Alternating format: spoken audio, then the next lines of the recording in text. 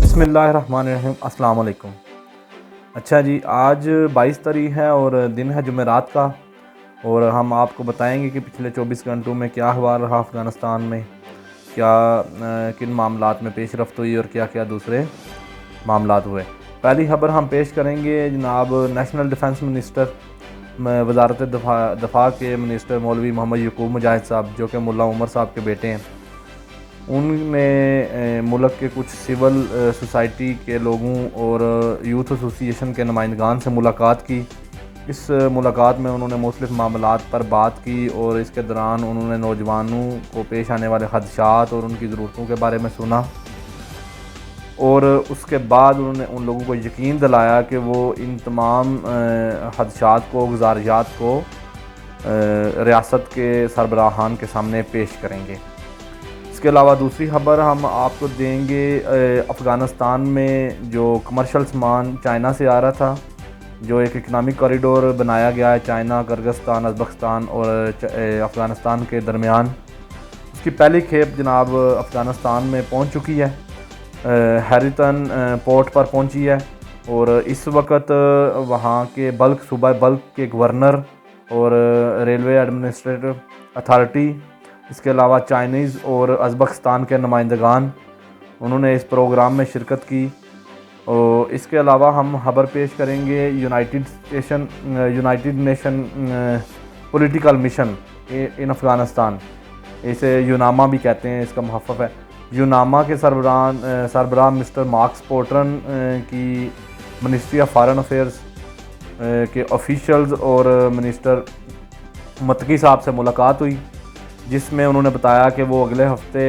United nation security council آن افغانستان کے بارے میں رپورٹ پیش کر رہے ہیں، وہاں پہ انسانی حقوق اور دوسرے معاملات میں کس طرح کی پیش رفت ہو رہی ہے۔ اس ملاقات کے دوران متقی صاحب نے کہا کہ اسلامی امارات ایک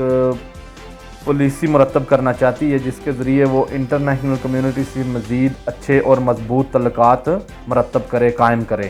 اور اس بارے میں انہوں نے کہا کہ ہم یوناما سے، اس ادارے سے اچھی ایکسپیکٹیشن رکھتے ہیں کہ وہ اس معاملے میں اچھا کردار ادا کریں گے۔ اس کے علاوہ ہم بات کریں گے اکنامک کے حوالے سے ملا عبدالغنی برادر صاحب، انہوں نے صوبہ بلخ کا دورہ کیا۔ اس دورے میں انہوں نے وہاں پہ شروع ہونے والے کنال پروجیکٹ،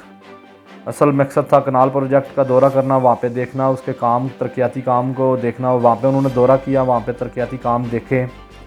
تمام کاموں کا جائزہ لیا اور انسٹرکشنز دی کہ اس کام کو مزید بہتر اور مزید تیز کیا جائے۔ اور اس کے ساتھ ہم بتاتے چلیں کہ اس پروجیکٹ کے سٹارٹ ہونے کے بعد تقریباً ہزاروں لوگوں کو ڈائریکٹلی انڈائریکٹلی جابز ملی ہیں، وہاں پہ کام کرنے کے مواقع ملے ہیں،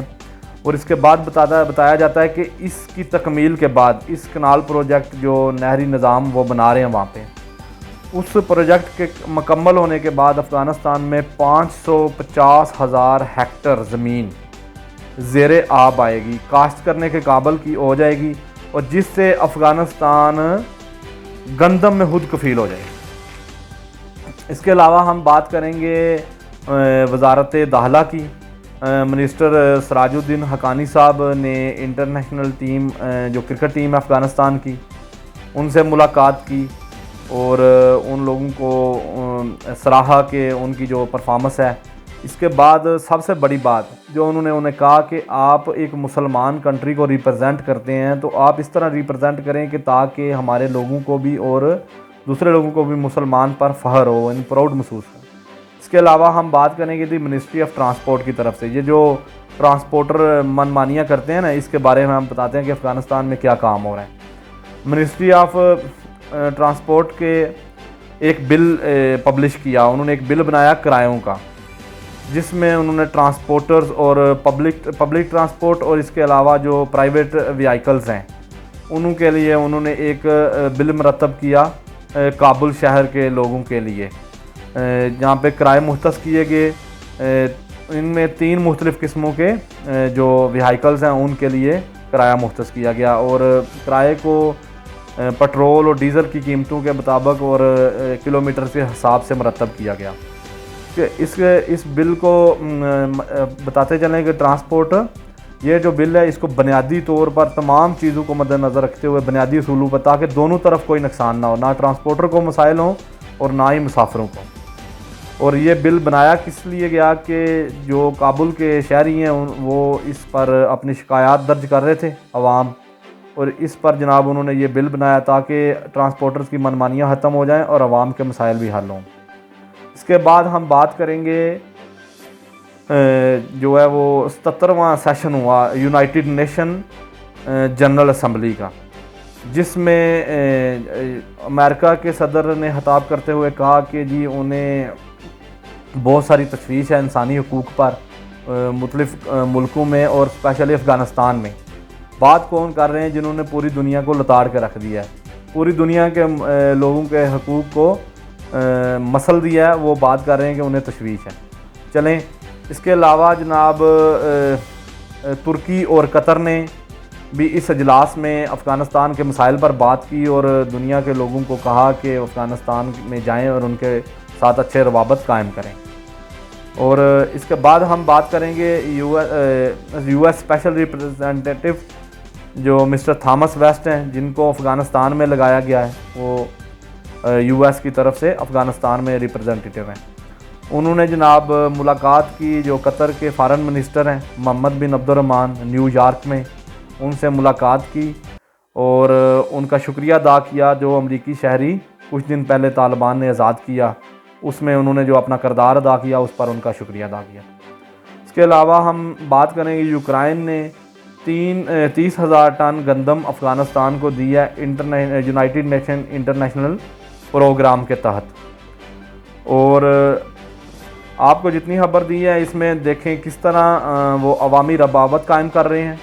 عوام کے مسائل کو کس طرح حل کر رہے ہیں، ہر چیز کی طرف کس طرح بڑی اچھی اور مطلب مینجمنٹ کو بڑے اچھے طریقے سے چلا رہے ہیں، ہر کام کو بڑے احسن طریقے سے کر رہے ہیں۔ جس طرح دوسرے ملکوں سے روابط قائم ہو وہاں پہ وہ اپنا کردار ادا کر رہے ہیں، ملک کی حالات میں کام کر رہے ہیں، ملک کی جو فارن منسٹریز ہیں یہ وزارت دفاع، وزارت داخلہ، وہ لوگوں کے ساتھ روابط قائم کر رہی ہیں۔ تو یہ اسلامی نظام ہے۔ اللہ تعالیٰ کی ذات پاکستان میں بھی اسلامی نظام قائم کرے، ہمیں ہمت دے کہ پاکستان میں اسلامی نظام آئے۔ جزاک اللہ، بہت شکریہ۔ اگلی ویڈیو میں آپ سے ملاقات ہوگی۔ جزاک اللہ۔